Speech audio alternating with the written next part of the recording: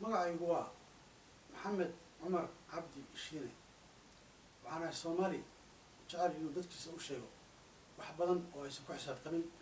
wax badan oo afka ka sheegaan oo aan ficil lahayn iyo wax badan oo xun oo la sameeyo oo haddana dib noo keena ugu horreyn waa idin salaamay meel kastoo aad joogtaan asalaamu calaykum waraxmatullahi wabarakaatu waxaan dadkayga la jeclahay inay meel kastoo ay joogaan ay dhowr arrimood ay sameeyaan dhowrkaas arrimood waxay u baahan yihiin in ficil loo bedelo haddii aan ficil loo bedelin oo afka laga sheegana waxay noqon doonaan male ugu horreyn qofka Soomaaliga waxaa laga rabaa meel kasta iyo xaalad kasta uu joogo inuu runta sheego oo uu ogaado haddii uu been sheego in ay tahay dhib isaga soo gaaray qof kasta oo Soomaaliya oo dhib sameynayana aan jecelahay inuu isna ogaado dhibka uu sameynayahay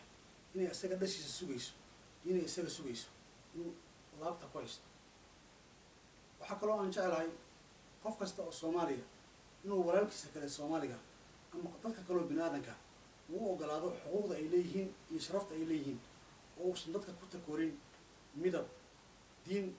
iyo arrimo kale oo isaga u gaara waxaan jecelahay dadkayga inaan u sheego wax muddana daashaday oo aan daawo lahayn haddii aan si u eegana u ekaatay doqonnimo waa laga gabyaa waa laga heesaa sheekooyina laga suubiyaa qof kasta oo Soomaaliya waa ogyahay cudurkana dilay ee qabyaaladda ee aan meel la gaari weynin qof kastoo adigoo og inay xuntaa qabyaaladdu haddana waa sameynaysaa isku day marka inaan ficil ka dhigno waan qabyaaladda joojino meel kastoo aan joogno waqti kastaba hanugu qaatee bini'aadamku waxay ku nool yihiin run been laguma noolaan karo si aan run ugu noolaano waa in anagu run isu sheegnaa oo nafteena run u sheegnaa qofna yuusan qofka kale ka xishoonin qofna yuusan qofka kale ka baqin taadu waxay ku jirtaa runta taydu waxay ku jirtaa runta teenuna waxay ku jirtaa runta intaa waxaa dheer nin kastaa wuu jecel yahay sharafta gabar kastaana way jeceshahay sharafta si aad adigu sharaf u yeelato ilaali dadka kale sharaftooda